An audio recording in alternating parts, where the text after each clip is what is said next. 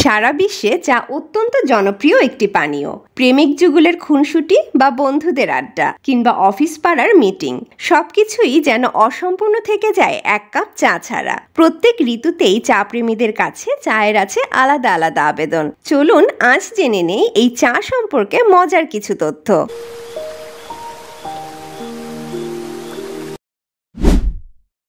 লোককাহিনী অনুসারে ২৭৩৭ খ্রিস্টপূর্বাব্দে চীনের সম্রাট শেননং বিশ্রাম নেওয়ার সময় একটি পাত্রে তার ব্যবহারের জন্য গরম পানি করা হচ্ছিল।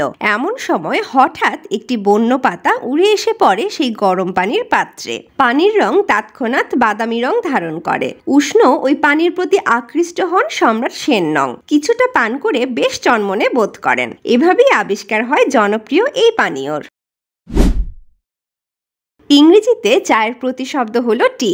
গ্রিক দেবী থিয়ার নাম অনুসারে রাখা হয়েছিল এই নাম। চীনে টি এর উচ্চারণ ছিল চি। পরবর্তীতে সেটি আমাদের কাছে হয়ে যায় চা।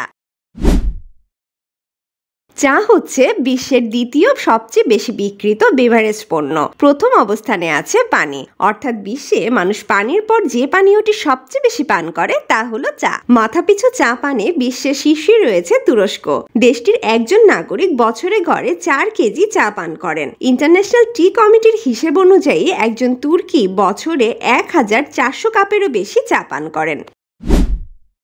১৭ শতাব্দীর মাঝামাঝি সময়ে চা ইংল্যান্ডের বাজারে প্রবেশ করে। তবে ওই সময়টায় এর দাম এতটাই বেশি ছিল যে তা ছিল জনসাধারণের নাগালের বাইরে। কেবল ইংল্যান্ডের অভিজাত শ্রেণীরাই এ সময় চা পান করতে পারতেন।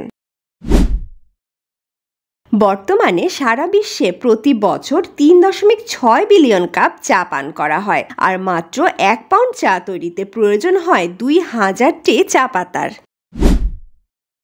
বিশ্বে বর্তমানে প্রায় ৩,০০০ ভিন্ন ভিন্ন ধরনের চা পাওয়া যায়। তবে সব ধরনের চাই আসে ক্যামেলিয়া সাইনেসিস নামের গাছের পাতা থেকে। তবে এই ভিন্নতাগুলো মূলত আনা হয় বিভিন্ন ধরনের প্রক্রিয়াকরণ পদ্ধতির মাধ্যমে।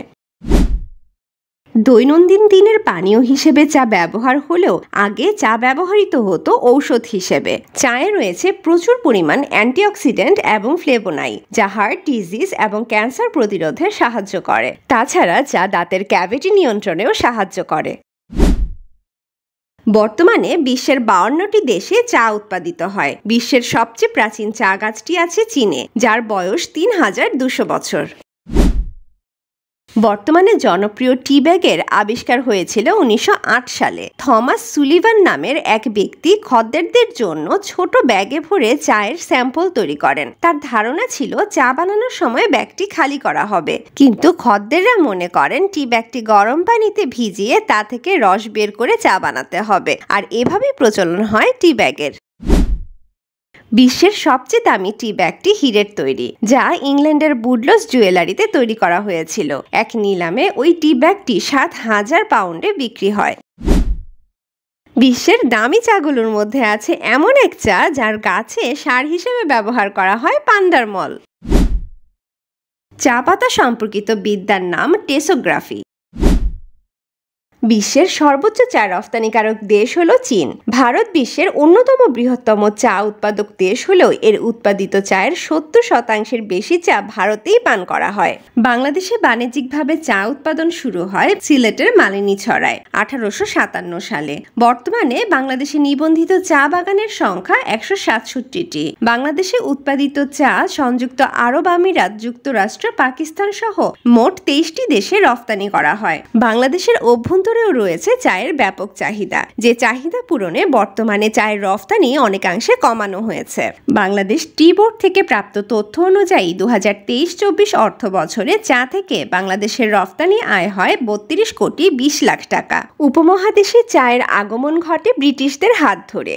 সেই থেকে বাঙালির জীবনে চা নিয়ে আছে এক গুরুত্বপূর্ণ জায়গা। অতিথি আপ্যায়নে প্রথমেই যে পানীয় আসে তা হলো চা। চা না হলে যেন সকাল বিকেলটাই জমে না বাঙালি। আজ এ পর্যন্তই। দেখা হবে পরের ভিডিওতে। সেই পর্যন্ত ভালো থাকবেন। আল্লাহ হাফেজ।